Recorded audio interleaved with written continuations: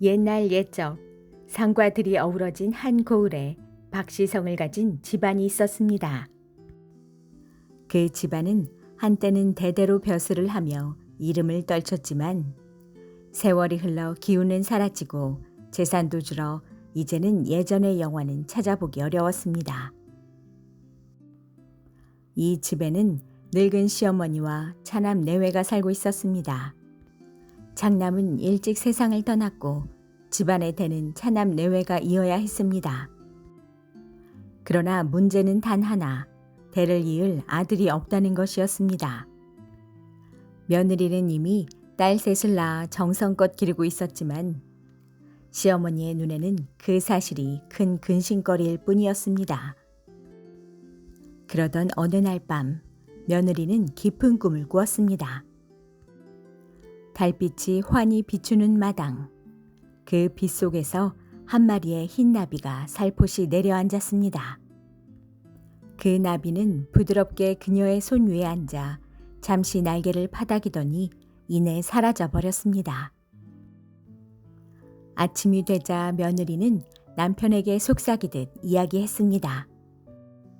서방님, 어젯밤 꿈에 흰 나비가 제 손 위에 내려앉았어요. 혹시 태몽일까요? 남편은 미소를 지으며 말했습니다. 어쩌면 그럴지도 모르지. 나비라면 복을 가져다주는 상징일 테니. 그러나 그 순간 방문을 밀치고 들어온 시어머니가 환하게 웃으며 외쳤습니다. 됐다.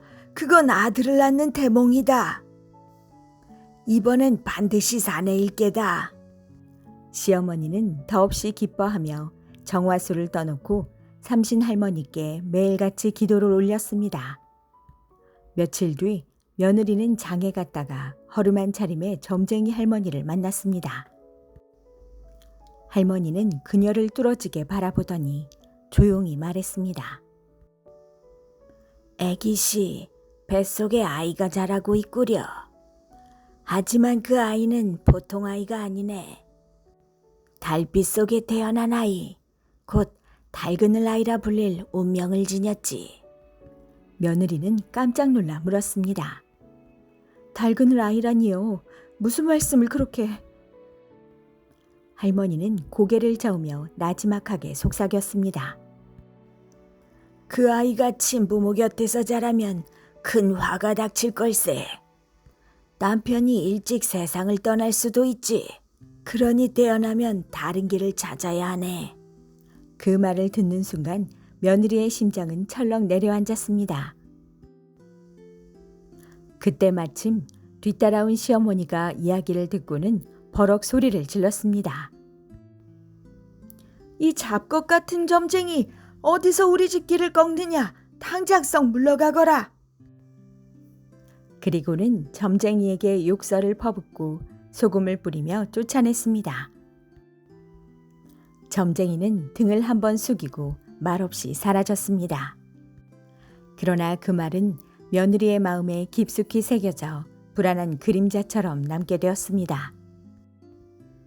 해가 바뀌고 달이 차오르듯 출산의 날이 다가왔습니다.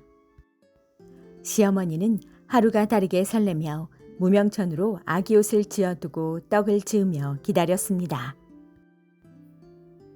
이번에는 반드시 사내일 게다.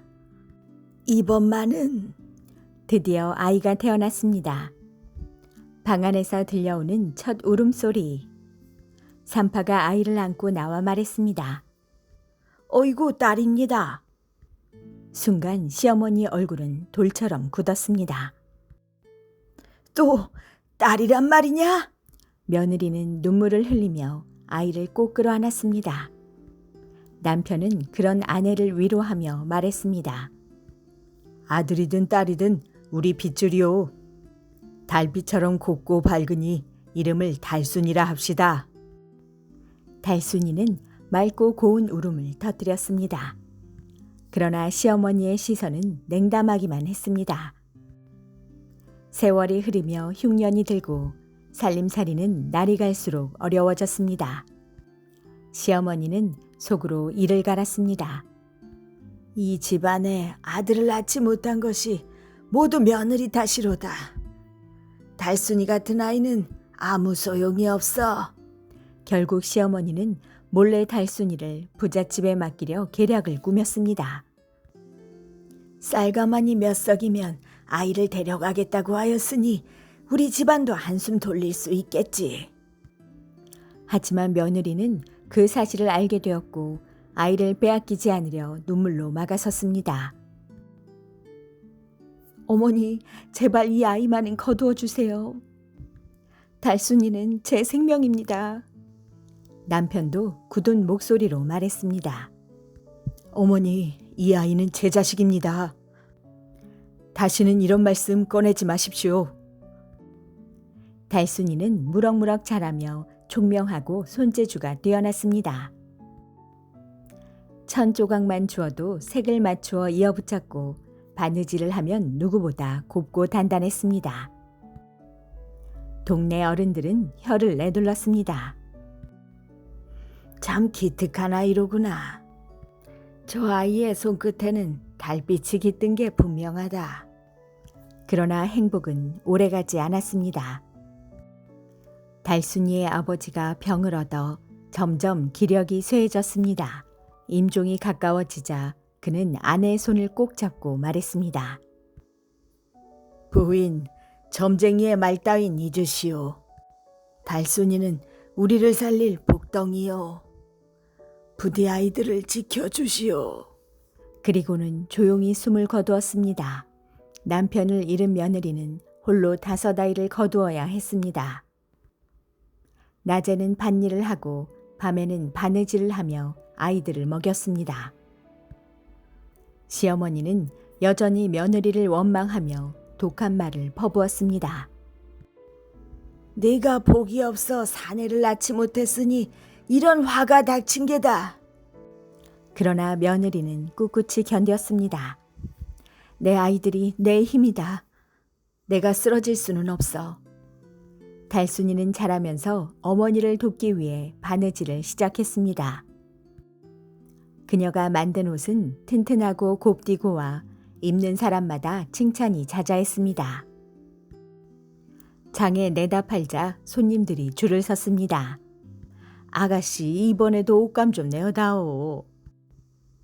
소문은 삽시간에 퍼져나가 달순이는 어느새 마을에서 이름난 소녀가 되었습니다.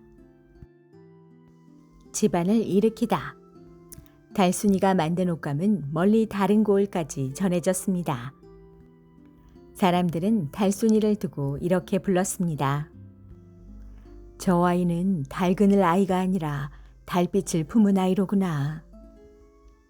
그 덕분에 집안은 점차 다시 일어서기 시작했습니다. 동생들도 굶지 않고 공부할 수 있었고 며느리의 얼굴에도 오랜만에 웃음이 번졌습니다.